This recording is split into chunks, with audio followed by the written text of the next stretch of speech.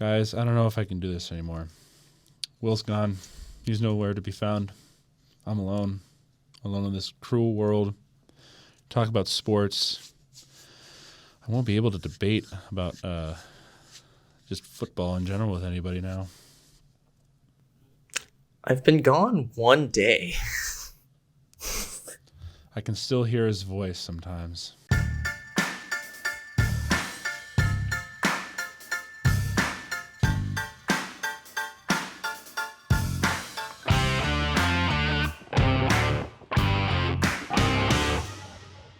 Welcome back to the James and Dames Show. I'm Josiah. And I'm Will. And this is the, what is it now, week 12? Week 12 recap? Yeah, we're done with week 12 and soon to be week 13. That's crazy. Mm-hmm. So yeah, week 12 recap. So we're going to go over these games for this past week. It's a bit of a weird week in general. So I don't know what's going on, but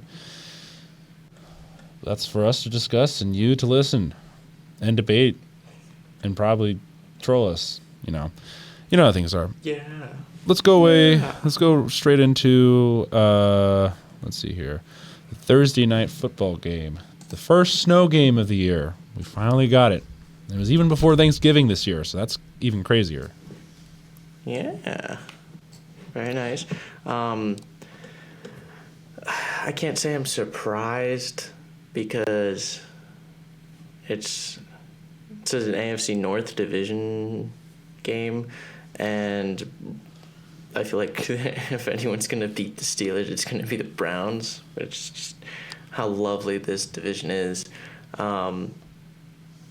Browns played pretty well. Steelers obviously not up to par. Jameis Winston, another good game. I mean, there were still some mistakes, but looking at like the key points, he did what he needed to do. He tends to play better in these division games. Nick Chubb finally got actually some decent action. Played pretty well for the first time, I think, since his return. Yeah. So. Yeah. A couple of things from that game that I've noticed. George Pickens, instead of going for the ball on a Hail Mary, he decides to have a brawl with Newsom II. If you really want to know where Pickens' mindset is at, look no further than Thursday night football, because apparently that is more important than actually winning football games. So, I mean, he's literally the next Antonio Brown, I would say. I mean, with how he's been acting. Jameis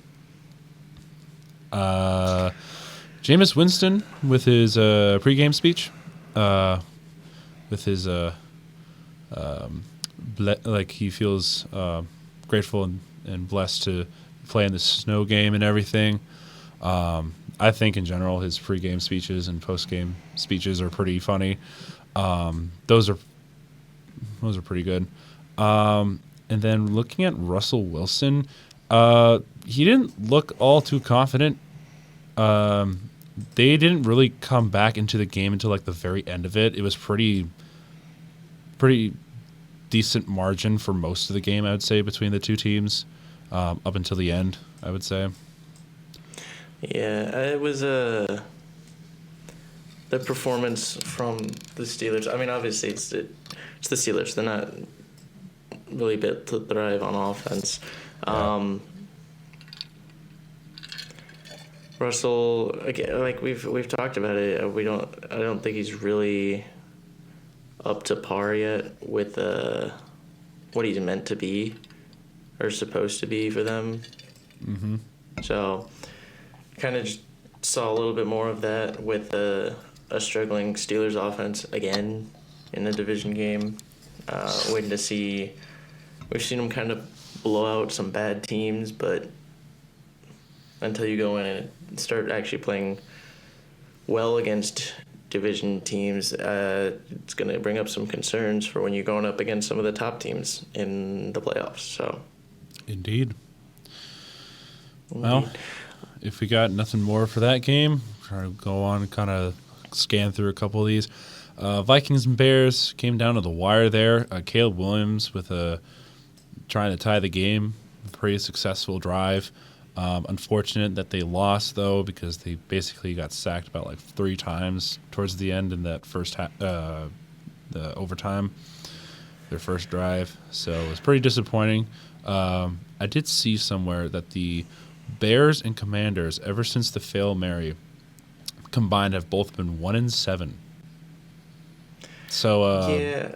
both teams have not been doing very well since that game.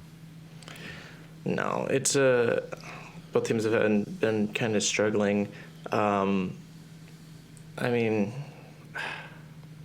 the Bears, that Bears game, it wasn't pretty. The Bears weren't looking pretty up until the last few minutes of the fourth quarter. They put up 17 in the fourth quarter. Yep. Made a miraculous comeback. That's not the only miraculous almost comeback of the week or a comeback in general. They were pretty far out of it, crawled back, managed to tie that game and take it to overtime. So that was impressive, at least by the Bears and Caleb Williams. That's kind of what you want to see, is the ability to do that. Very strong performance from Caleb Williams, again, especially in that fourth quarter. But inevitably, O-line kind of hurt you, and you punt it away. Defense couldn't make the stop they needed. Some bad penalties. And you lose a division game that you could have won, and now you're down to 4-7. Mm-hmm. And we'll see how long Eberflus keeps his job now. He's on the hot seat, so. He's definitely on the hot seat. Oh, boy. Going to another NFC North team, the Lions beat the Colts pretty convincing. Lions are now 10-1 since the first time since 1934. Congratulations to the Lions. Colts, nothing really going there. I mean, you're going against probably the most complete team in the NFL, so I mean, there was nothing much going for you in the first place. Moving on, Patriots and Dolphins, though. Dolphins are making a comeback. They're kind of knocking at the door a little bit. They're not quite out of the playoff picture yet. So, I mean, at 5-6, there's still a lot of wiggle room for them to sneak in if they can. Yeah, I mean, I was saying it, like, as far as teams that have the best opportunity to try and climb back in, I think it is the Dolphins, because, you know, they needed their offense to start clicking. That had been an issue. But, I mean, once they get that offense going, their defense has been playing well. Their schedule is pretty easy at the moment. I mean, you're coming off of games against the Rams, who have been kind of struggling, the Raiders and the Patriots. It'll be more of a test when they go against the Packers this week on Thanksgiving. And then Jets, and it gets, it goes up and down the rest of the year, but a 3-game win streak morally is really what they needed. But also, again, they needed it against a good team, but they kind of just had their way with them. It was not a pretty game to watch. As if you're a Patriots fan, that is. Dolphins really just were moving the ball pretty easily. Everyone was contributing in the receiving game except like Tyreek Hill. Yeah, he wasn't doing much. I mean, Tyreek Hill is still there. He's still pretty supportive. So, I mean, it's just a matter of giving the ball to certain people more than others. But I guess we can move on to the next morning slate or early day slate. Buccaneers visiting the Giants. Boy, Buccaneers get a much-needed win. Yeah. So, I mean, Buccaneers are still climbing back a little bit. Mayfield might be executed by the mafia if he's not careful. So, I mean, with his not Danny DeVito. I want to say Danny DeVito all the time. Tommy DeVito's Sully is like very expressive. in the end zone Yeah. after his touchdown. Yeah. So on the other side of the ball, Buccaneers are just actually like a potential playoff team. They've had a lot of issues. Giants are just not a good team right now.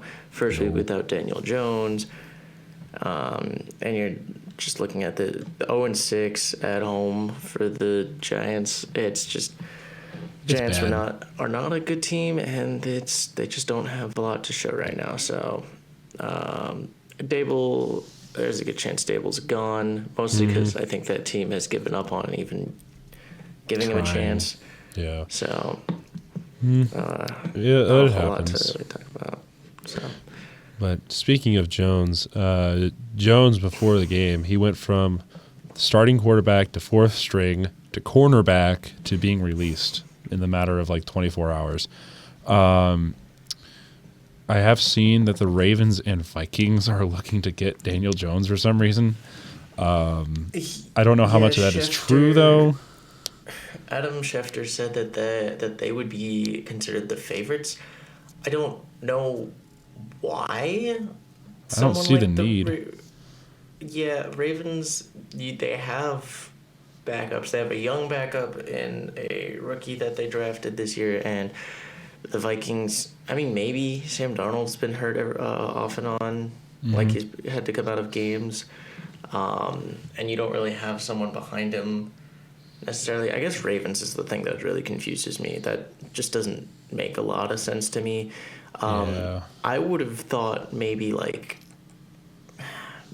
Raiders, probably not Raiders though, because they're kind of just in tank mode. Cowboys, I can see because I think they're going to try and still crawl back in. Mm-hmm. Probably, I don't think they will, but I think they might try to. And I think Daniel Jones is a better chance to do that. Mm-hmm. Yeah. I don't know. Yeah. I mean, if you want any summarization of the Giants organization, you've got Malik Neighbors calling the Giants soft for their play calling. So it's like they're trying to tank or something, Neighbors. They're just not. They're not a good team right now. But moving on. Yeah, moving on to a different NFC East team. Like you mentioned before, with the Commanders playing the Cowboys, the Commanders dropped another game with a near miraculous comeback. Very close.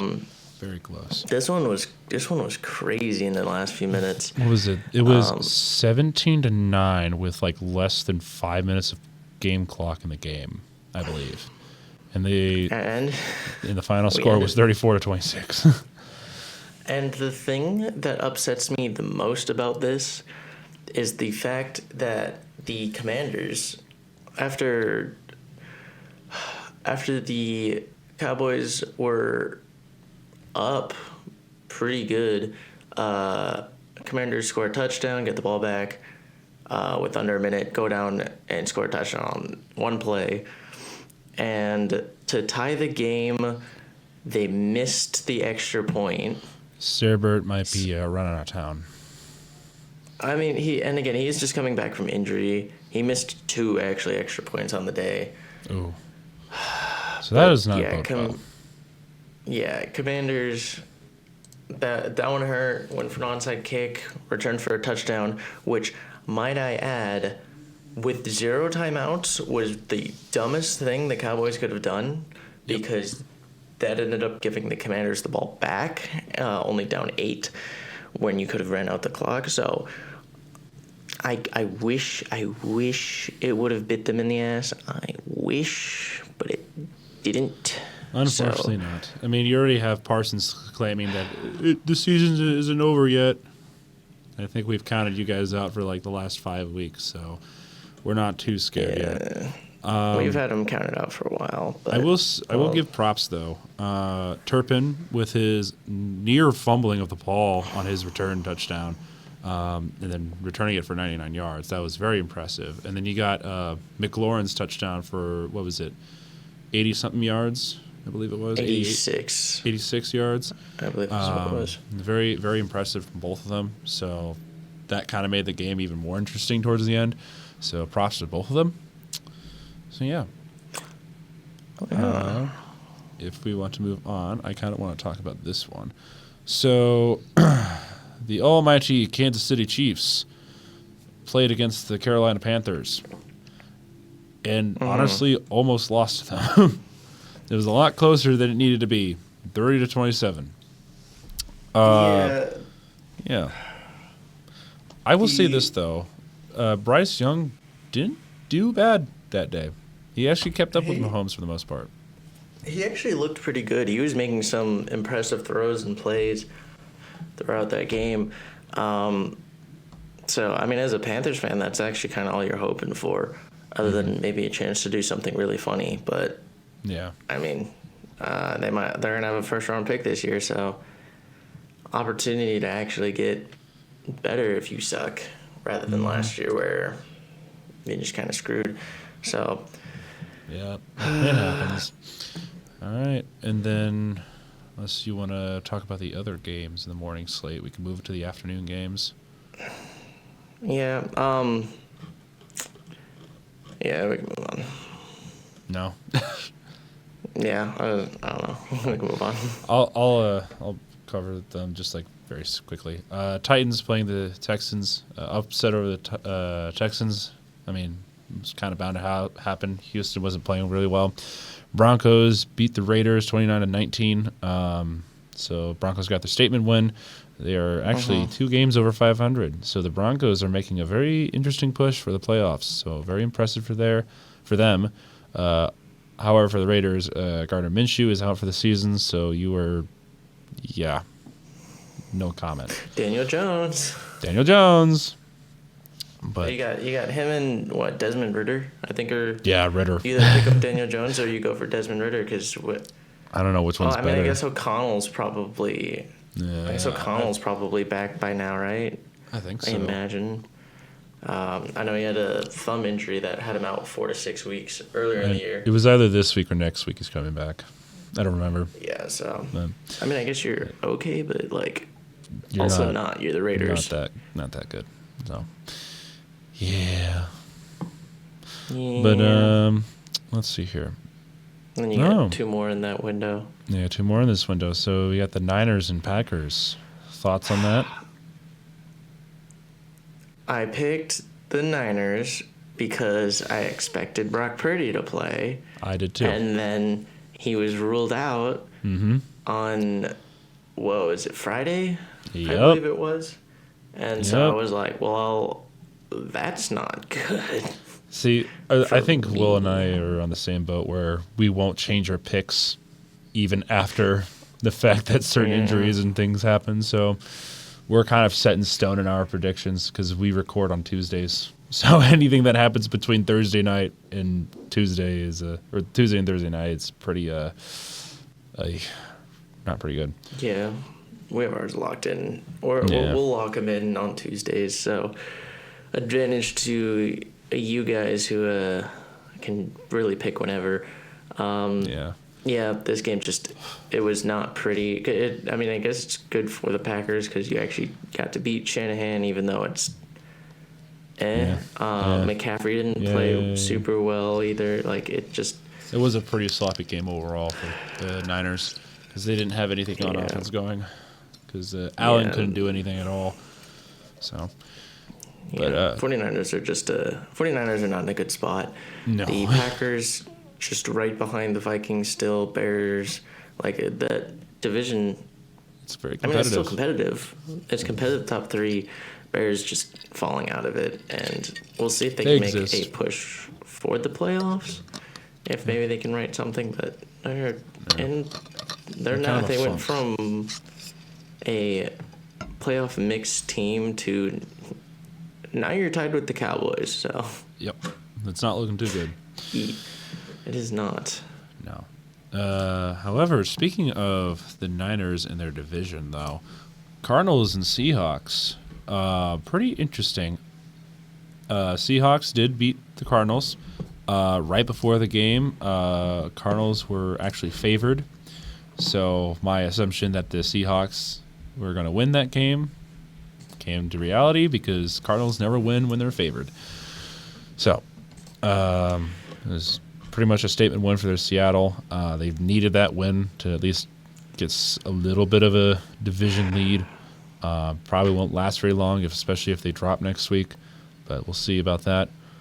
So Yeah, this game was just it was not fun to watch. It was low scoring. The Seahawks didn't do a whole lot. The Cardinals moved the ball but didn't score many points. I mean, you had 285 yards. You had Trey McBride with 133 yards and 12 receptions. So he had a big game. Yet you come away with 6 points. I mean, yeah, I don't know. Cardinals they're still just not a team I think that can be trusted. they're I moving. think they could. What? I think they're a team that can be scary to go against because it's like you don't know what you're going to get out of them. They have I think they have a pretty high ceiling, but it's just they're not consistent enough to I don't know, be confident in them if they make the playoffs and actually doing anything, or even necessarily making the playoffs because they're just not consistent. But when they're good, they're good. So who knows? Yeah, I agree with that. Let's see here. Now we finally have our last two games. We got Sunday Night Football, Eagles and Rams. Barkley had a field day. A very impressive field day. Barkley did, and in light of me literally being somewhere else, I only have one set of flowers this week, and that is going to go to Saquon Barkley. 255 rushing yards, 2 touchdowns. Yeah. 302, I think, total yards is what he ended up with. He had one of the more impressive games I've really seen, and it was mostly just big play after big play. Like he just was able to get big runs.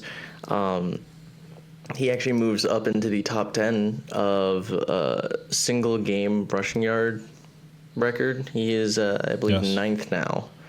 Yes, I believe so.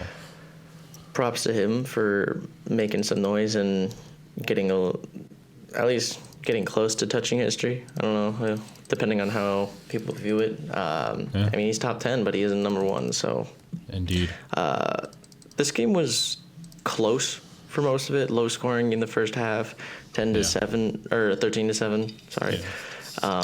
But the Eagles came out in the second half and just ran away with it quite literally. Quite literally, yeah. Saquon Barkley was running all over them.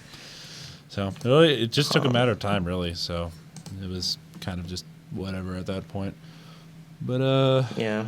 And finally, Will gets to gloat a little bit. We got the Ravens and Chargers.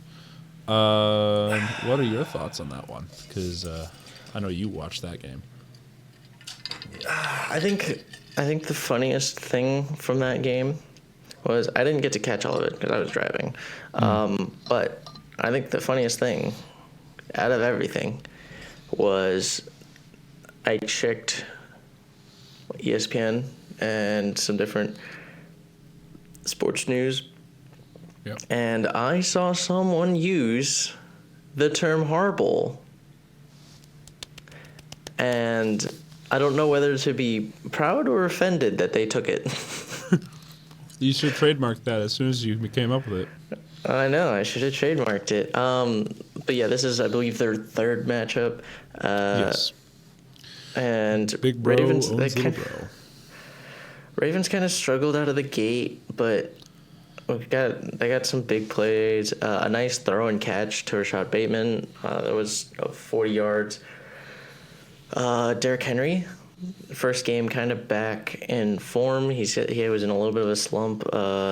Still getting like 60 yards a game, but that is not near his what he was regular. Doing, yeah, so he got 140 on the ground. Good game for him. Ravens, again, their offense is just really good, and you're not gonna out Lamar really. Lamar can do pretty much everything, and yeah. I mean, I also heard he recreated his was it high school celebration, if I recall correctly. There was some post about that, where there was like a high school clip of him like dodging a defender and just walking into the end zone or whatever it was. Yeah, his very casual walking. back shoot, like right by the Listen, you got to be careful with him. He is shifty. He's fast. You can't tackle him like a quarterback. No. He's just a menace to a lot of teams. So, Indeed. yeah, solid game. Very solid. Good. Offense kind of picked up. Defense was not as bad necessarily as they usually are, but they're still not great. So the Ravens were missing Roquan Smith, which is This is true. kind of crucial. They were definitely missing Roquan Smith.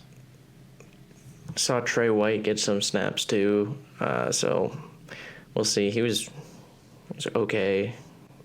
Ravens defense really just needs to get stuff figured out. And the Chargers, I will say, Quentin Johnston had a vintage Quentin Johnston, Quentin Johnston from last year drop. Could not hold the ball for his life. It was a rough game for It was a very the rough Chargers. game. Yeah, they kept it kind of close. Yeah. Defense just you can't even be mad at the defense. It was just literally Ravens the do offense. If the Ravens do it against most everyone, you can't really be mad at them, and it's just hard to keep up with them. That's kind of what has made them so good. Is they're just offense is great, and they're scoring points. It's just hard to keep up with them. So that's about Indeed. it for that one. So Well, that kind of leaves it up for the power rankings then, doesn't it? yeah, it does. So now we'll move on to that then. So let's do number 10. Would you like to start this time? Number 10, because I'm like kind of doing this on the fly. Number 10, E. I got mine figured out if you want me to start. Yeah, you go ahead. I think. Okay. Number 10 is now the Washington Commanders. Unfortunately, that they have lost so many games in a row. I think it's just a slump. I mean, Jaden Daniels literally can't do everything sometimes. Even though he's a really good quarterback, he's got his weapons and everything. But I think it's really the defense that's been kind of letting the Commanders down just a little bit, and then his receivers not catching the ball in certain points. So I think it's just a couple of those elements right now. Daniels is still developing, so I'm not super upset with his progression or anything. I mean, it was bound to happen. There was going to be a slump just like Caleb Williams has right now, or Caleb Williams had at one point. So yeah, that's my number 10. Yeah, my number 10, I think I'm also going to move the Commanders down to number 10 just because, and this isn't just like going off of you either, it was just kind of thinking about who, because I'm dropping the Texans out, obviously. Yeah, I dropped the Titans now. They dropped out hard. Yeah, you shouldn't, that's not a game you should drop. Obviously, it's a division game, so not really surprised, but it's not a game you should drop. Yeah. Texans drop out, and I was trying to look at someone to bring up, and I was like, why not just drop the Commanders down here? I mean, you lost to the Cowboys in a divisional game, but you were such big favorites, and you not only choked away an opportunity to tie this, you could have won this. Yeah, they could just have won by that making game. extra points, but they Alas. didn't, and that alone is dropping a game to the Cowboys when they've been playing as poorly as they have. I gotta drop them some, which hurts me because I've liked them a lot this year. But Commanders at 10. All right, number 9. I got a new team in the top 10. And that would be the Denver Broncos. I got the Broncos up here finally. They deserve the love that they are getting right now. Bo Nix is doing pretty decently. While you did play the Raiders, you still won. You're 7-5. Bo Nix looks good. The defense looks good. I think the only concern I would say for the Broncos is maybe receiver core and couple other small things, but other than that, they're a pretty decent team right now. There's no need to not keep them out of the top 10. They deserve number 9 at the very least, especially compared to like the other teams that have been playing recently. So yeah, they're up there now. Yeah. I mean, I agree. You have them exactly where I did last week. I had them at 9. I like how they've been playing. They've been playing a lot better. They're kind of similar to the Chargers, but I think the Broncos are just doing it a little bit better with obviously not as developed quarterback, but maybe, I don't know. They play a similar brand. I guess the Chargers have a little bit better of a run game. Broncos, they're just both well-coached teams with not as much talent as their record would suggest. But Agreed. they're both winning, so They good are for them. definitely both winning. But I actually have the Vikings here, giving them a little bit of credit, playing against the Bears. For most of that game, they looked pretty good. They let up late, and Bears fought back, so I'll give them Bears the credit there. But when it mattered, came in overtime, three straight, just push them back, get the ball in solid field, okay field position. Wasn't great. And then march down and kick a field goal. I mean, That's all you need. most of the game they were exactly what they needed to be, and they got a win for it. And I dropped them out last week, not for losing, but for not playing as convincingly. And again, I guess this week is another case kind of not playing as convincingly, but when you start winning enough games, when you're up at 9-2, you at least deserve to be top 10. So that's why I kind of have them there. Yeah. Speaking of the Vikings, I have them at number 8. I didn't know if the Broncos should jump the Vikings, but the Vikings technically have the better record, and they also just won too. So I don't think the Broncos jumped that high quite yet. But the Vikings are still pretty decent. Justin Jefferson didn't have a good day at all. I mean, it was either he said it himself. He either gets the ball all the time, or it's someone else that gets the ball all the time.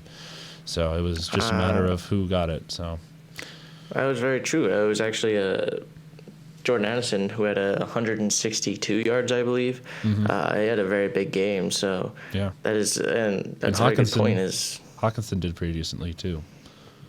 Yeah, He didn't get any touchdowns, but he still did perform. They moved the ball pretty well.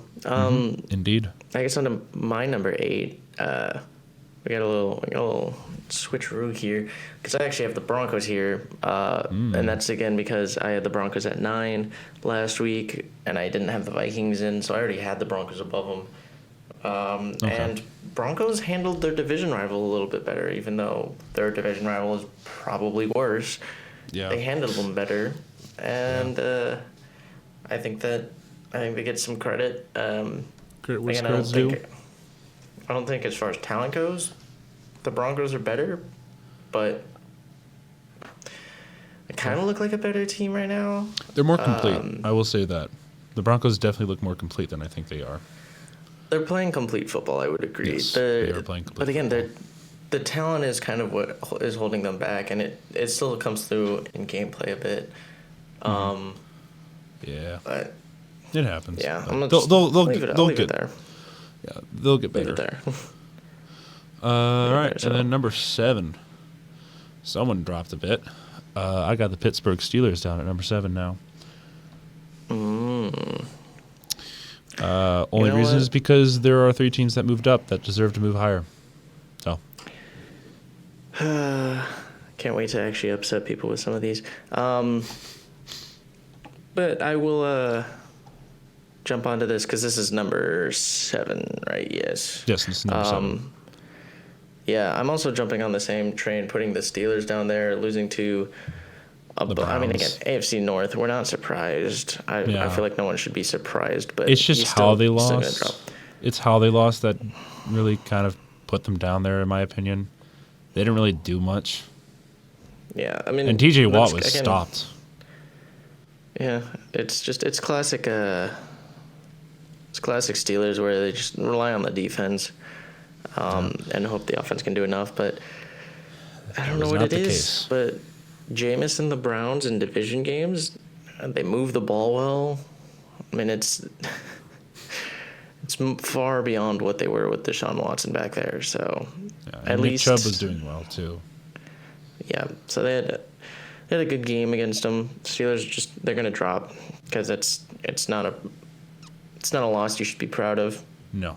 And just be glad that you're not the only one who's dropping down in the top 10 this week. So I'm Yeah. also having the Steelers there. Okay. Number 6, I got the Packers. Pretty impressive win over the Niners, even though the Niners didn't play pretty well. I mean, it's what happens when you don't have Brock Purdy or a bunch of other key pieces on that team. So, I mean, congrats, you won, but it wasn't against a really good team, but you still played really well. You just kind of ran away with that game, really. So it was only a matter of time before that happened to the Niners. Yeah, it's just getting. I mean, I'm not surprised we tend to have this be the case, but I also have the Packers there because and I swear this isn't even me just like piggybacking off of them. This is just where This I feel is like just they genuinely should be. where people are. So. Packers, they played well again against a battered 49ers team, but you're not getting a bunch of credit. You're not like shooting up the boards, but also you had they the moved Commanders and Steelers dropping quite a bit from last week, so it kind of is more just the road opened up for you. But It definitely did. yeah, I also have the Packers at 6. Number 5, the Eagles. Some people are going to be very upset with that, but I mean, I cannot not give credit to Saquon Barkley. Like that would be a crime against humanity if I did not give Barkley his credit. Barkley is basically the backbone of that team. If he performs well, that team performs well. Hurts did pretty decently, I would say, overall. The team in general was all right. Their defense was really good. Unfortunately, I forgot to mention this earlier. Brandon Graham is out for the season, so he had a press conference right after that game. What? I didn't even because we watched that game. I don't even know when that happened. I think it was like completely towards the missed end it. of the game. I think it must have been something where it's just he had to get surgery on it, and it was an end of the season kind of surgery or whatever it was. That is crazy. But yeah, unfortunate, but it happens. Injuries are a thing in the football. So, what's They your do number be. 5? This one, we're differing a little bit, and I'm surprised you didn't do this because I was kind of concerned you were. I have the Chiefs down at 5 for narrowly beating the Panthers, who are probably probably a bottom 3 team if they're not the worst team in the league. Again, Bryce Young played well.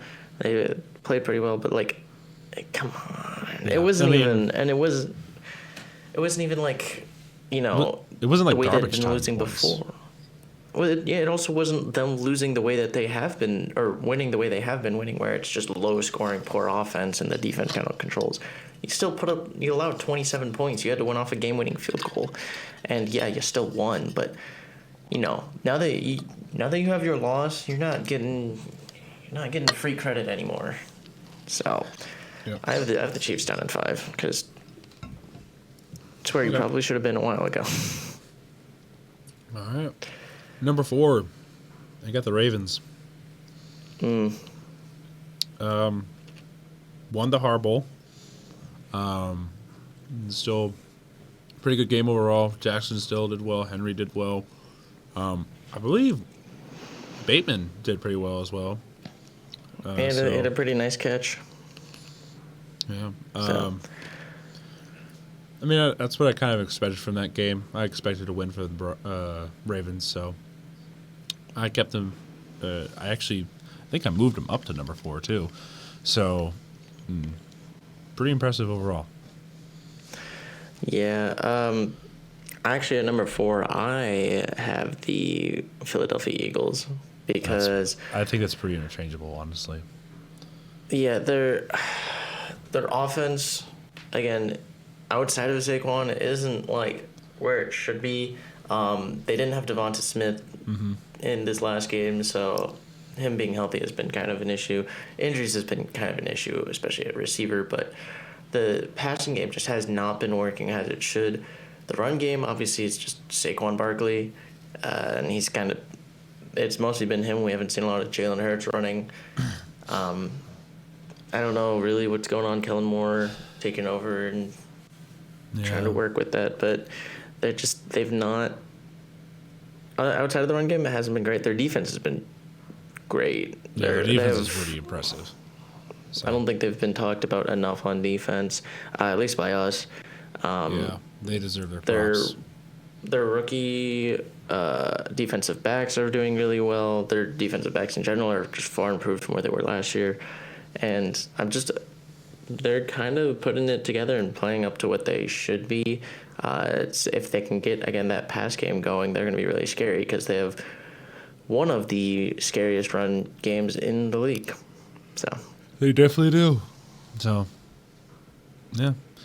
Number 3. This is where I have the Chiefs. They didn't really move. Too high. Even though they almost lost, they're still 10-1. They're at least a top 3 team, so there's no reason to move them.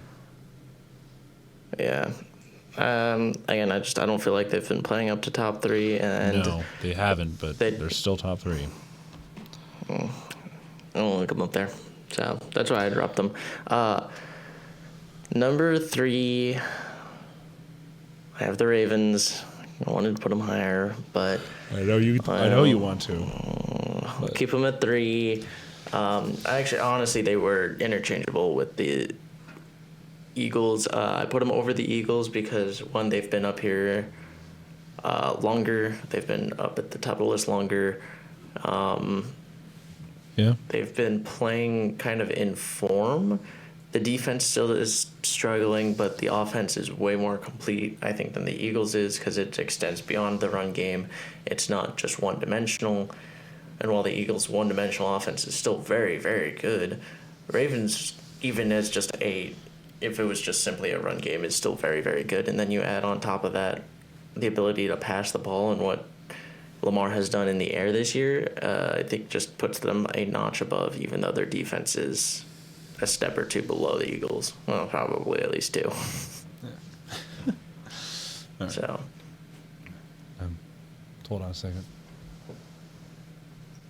I thought something glitched out on that side. Anyways, going to number 2 now. I have the Buffalo Bills. Yep, I think we have the same top 2. So I said it last week. Bills being on bye, they got the number 1 for beating the Chiefs last week, but you shouldn't really be up there. You should be up there in comp, like you're in top 3, top 5 range, but yeah, you had your 1 week of glory. I'm bumping you back down to 2 because you had a bye and the Lions deserve it, and then they came out and proved that they're still that good of a team against a still middle of the road team, but they won pretty solidly. So yeah. Bills 2, Lions 1. Yeah, and then obviously Lions won. So Lions are 10-1, best record that they've had since the 30s, the Great Depression. So they're doing really well right now. I'm impressed with them. So they're the most complete team, I'd say, in football right now, and I'm hoping to see more out of them. So that probably concludes our power rankings too. So yeah. This has been our week 12 recap. Mm-hmm. Words are hard. So thank you everyone for joining us. We enjoyed the company as always. We are very thankful for you guys tagging along in live streams, commenting in videos, everything. Mm-hmm. We enjoy the interaction. It was a fun week, and we look forward to the next one of Thanksgiving football. Woohoo! Yes, we got Thanksgiving football. It's crazy too. I will say this though, Mm-hmm. Got to mention the Discord. We'll probably link it in this video, in the next video too. We'll probably link it in the preview as well. Yeah. Thank you for joining us. Once again, this has been the Week 12 recap. And we'll see you next time. See ya. Bye.